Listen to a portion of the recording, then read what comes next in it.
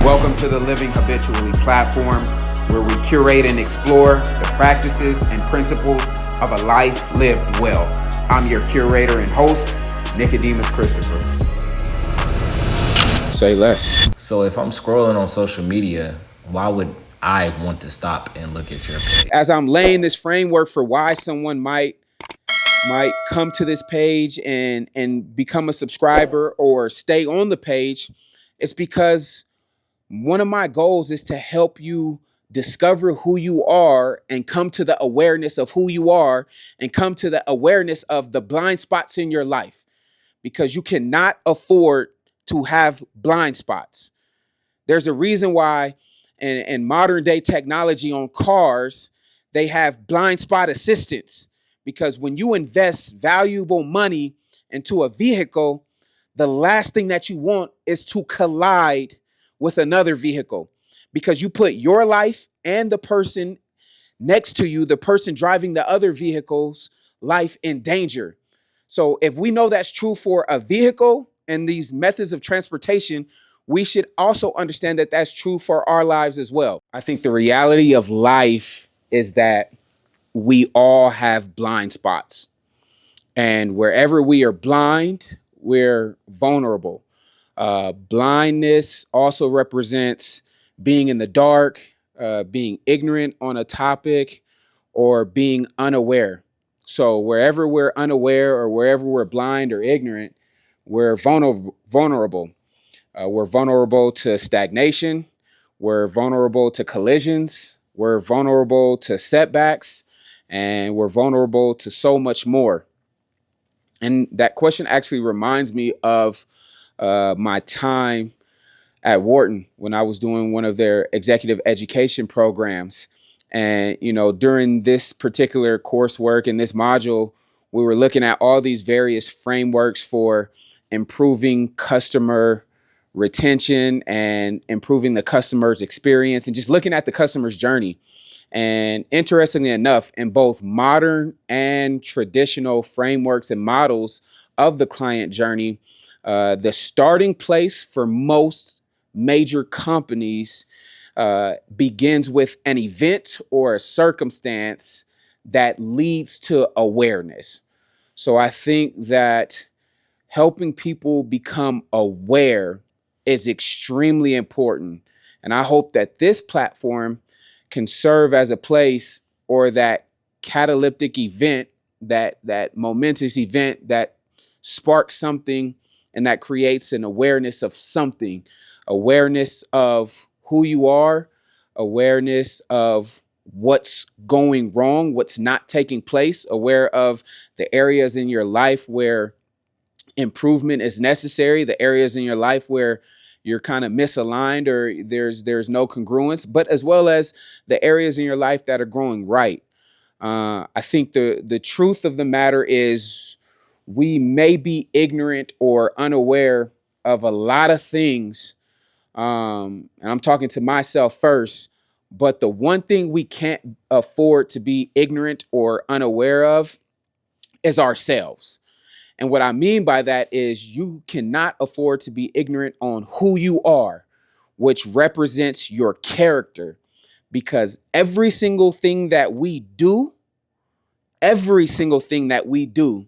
should flow from our character. It should flow from a place and an awareness of who we are as a person and who we were created to be. You cannot afford to be sidelined in the game of life. And where you are unaware, like we said earlier, you're vulnerable to stagnation or being sidelined. The worst mistakes that I've made in my life personally, I've made them from a place of ignorance of who I was, a place of, for lack of other terms, a false identity. So the truth of it is, whatever you misunderstand, you mismanage. And whatever you mismanage, you forfeit. I'm going to say that again. So whatever you misunderstand, you mismanage. And whatever you mismanage, you forfeit. There are certain aspects of our lives that we cannot afford to forfeit. there's certain aspects of our lives that there's certain moments in time that we just cannot lose out on. And that's the reality of it. And specifically, it's the thing we can't afford to lose out on is the opportunity for us to progress towards the fulfillment of purpose. And where you're ignorant and where you're unaware, you you slow down and you stagnate your progression towards the fulfillment of purpose. So, if we're talking about gaining an awareness and gaining competence or wisdom and knowledge and understanding in certain areas of our life, specifically who we are, I think it's important to dissect two major funnels for knowledge and awareness. I think the two major funnels for knowledge are number one, instruction. I think the second one is, uh, unfortunately, the pain of experience or experience. Because whatever you're not willing to learn from instruction, you delegate to learning from the pain of experience. So I have two choices. I can learn from instruction, or now I'm going if I refuse to learn from instruction, I'm going to have to learn from the pain of experience. And I'll quote a passage from my favorite book that essentially summarizes why you may be here on this page and why I am here on this earth. And the passage goes something like this. It says, an heir,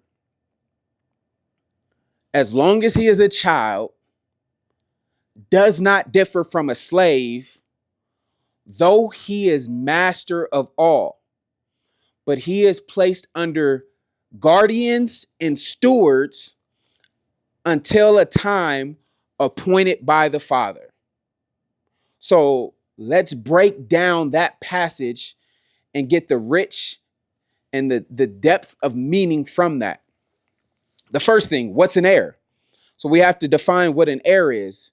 An heir is the recipient or someone who is set to receive a prearranged blessing or gift or an endowment, right? That's what an heir is. The interesting thing about being an heir is you're receiving this blessing or you're receiving this endowment or this gift, not because of anything you've done, but because of who you are. And usually, when you're receiving an inheritance, there is a specific amount of time that is placed between the appointing of that inheritance and the receiving of that inheritance. So that passage starts off with an heir, right? So it says an heir, as long as he is a child. So what is a child? A child is simply represents immaturity in this passage. So immature in how I think, immature in my understanding, immature in how I speak. So there's an heir and there's the child. And then the next subject is the slave. A slave is one who is in bondage, someone who's not free. And then there's the master. And we all know that the master is the person that has this certain amount of influence in this ecosystem or a domain. After the heir, after the child, after the slave, after the master, there are the guardians and stewards, right? A guardian is someone tasked with the responsibility of watching over the heir, right? It's tasked with the responsibility of protecting and preserving the value that the heir will receive and has already been given, right? So that's who the guardian is. The next is the steward. The steward is the manager, the one tasked with management. And management is simply defined as adding value to whatever has been entrusted into your care. So the manager's role is to add value. So we see between the guardians and the stewards, the goal is to add value, it's to protect value, and it's to preserve value, right? And then we see time. And I think conversation on time is extremely important because in my studies and my experiences, and I think the value of time is becoming. I think that is why we have been giving time. We've been given time to become who we were uniquely created to be. And time is necessary for us to become that person. And time is necessary for us to continuously and consistently be perfected into that person. So I think it's very important that we realize the purpose of time. And in having a conversation of time, we talk about what we spend our time on is what we become. So whatever has your attention has your time. Whatever has your time has your affection. Whatever has your affection has your life. And whatever has your life is what you become. Let's say that again. Whatever has your attention has your time. Whatever has your time has your affection. Whatever has your affection has your life. It's so you're literally, I get excited about this because the reality of it is you are whatever you spend your time on. Whatever you're spending your time on, that's who you've become. So you have to safeguard, you have to protect your time. So I think finally, I want you to realize this. My hope for you in visiting this page and becoming a subscriber or someone who regularly views this page, I want to help you become aware of who you are, who you were uniquely created to be. And I also want you to begin to observe life through the lens of that perspective and from that place of understanding. And I'll leave you with a principle. It's one of my favorite principles. It comes from studies in quantum physics. It's known as the quantum Zeno effect, or also the Turing effect. I simply call it the law of observation, right? They call it the Turing paradox, whatever you want to call it, but I refer to it as the law of observation. And it states that observation prevents particle decay from state A to state B. So when I observe my life, when I take the time to deeply and directly focus and observe my life through the right lens, I can prevent decay. And decay is simply defined as a decomposition or a moving backwards.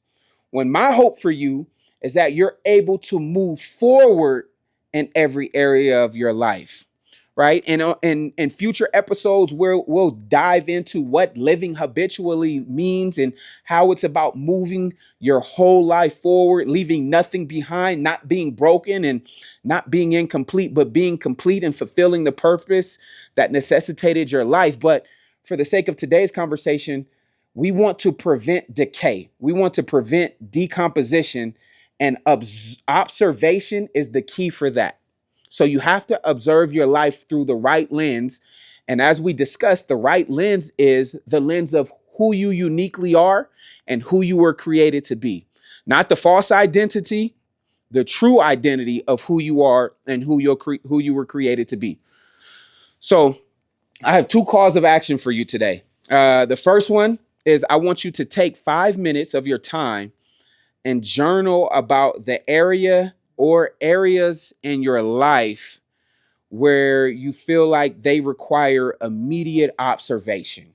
It might be an area where you're stagnant, an area where you feel like you have a blind spot, an area where you feel like you're starting to decay or perish or move backwards instead of move forward. Take 5 minutes. There's no right or wrong answer. Take 5 minutes and discuss that. The last thing that I'm going to ask you to do is follow, like, share, and subscribe.